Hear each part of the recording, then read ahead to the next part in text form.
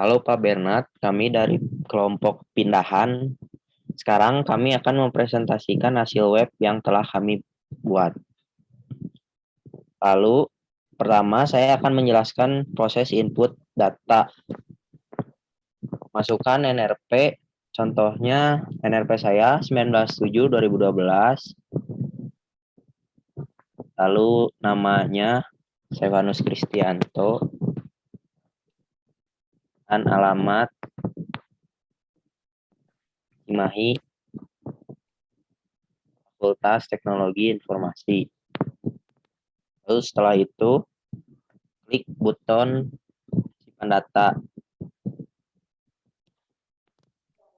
Dan data pun akan masuk ke dalam database di MySQL Workbench.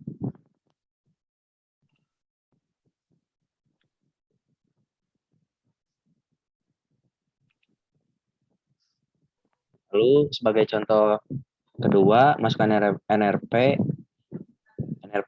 bebas.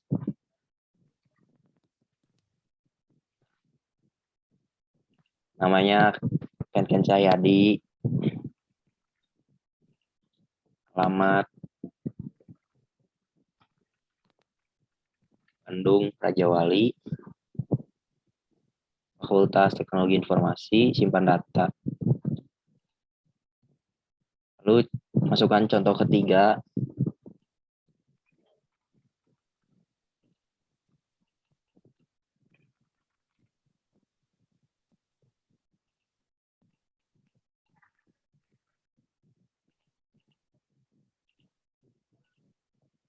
Data pun akan masuk ke dalam tabel data mahasiswa.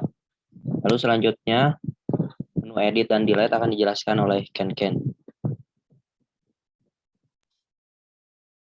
Jadi selanjutnya saya akan menjelaskan untuk bagian update dan delete. Jadi pertama saya akan jelaskan dulu untuk bagian update-nya. Untuk bagian update di sini kita tinggal menekan tombol edit saja. Jadi contoh edit yang data ketiga yang Stefanus misalkan kita ganti fakultasnya.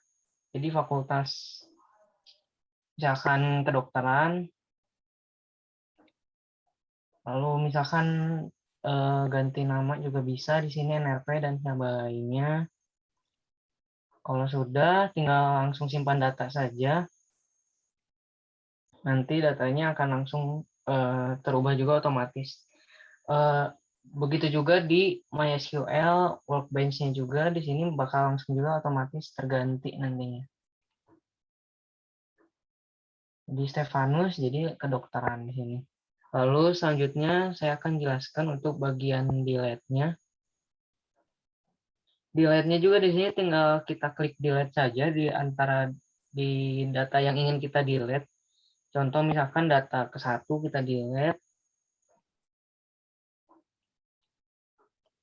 Nah, langsung terdelete juga di sini. Di database MySQL juga langsung terdelete juga di sini. Kita di refresh, terdelete juga langsung.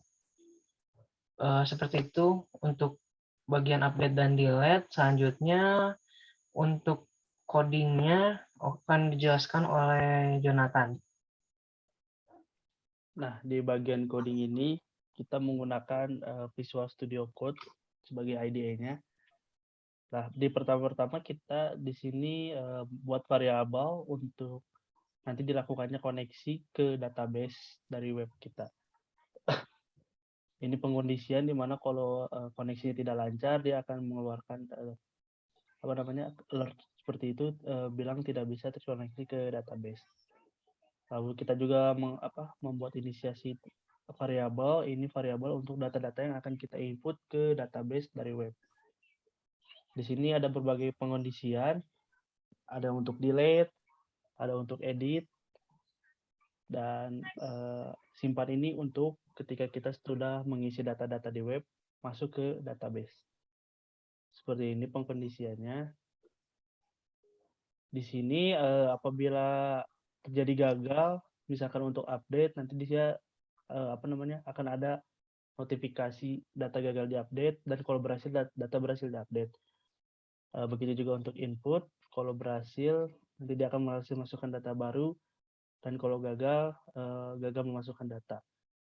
Itu semua untuk pengkondisian terkait coding ke database-nya. Selanjutnya di sini adalah codingan untuk tampilan HTML-nya, di mana kami menggunakan framework Bootstrap untuk tampilan webnya. Seperti berikut codingannya.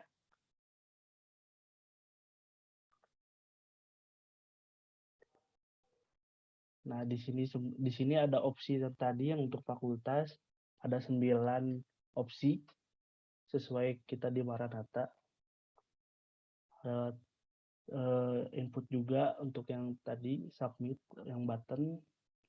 Nah, di sini yang div ini tuh untuk tabel data mahasiswa yang di bawah untuk tampilan tabelnya. Nah, itu semua yang dapat kami jelaskan, kiranya melalui ini dapat menjadi ilmu untuk kita semua. Terima kasih untuk waktu dan perhatiannya.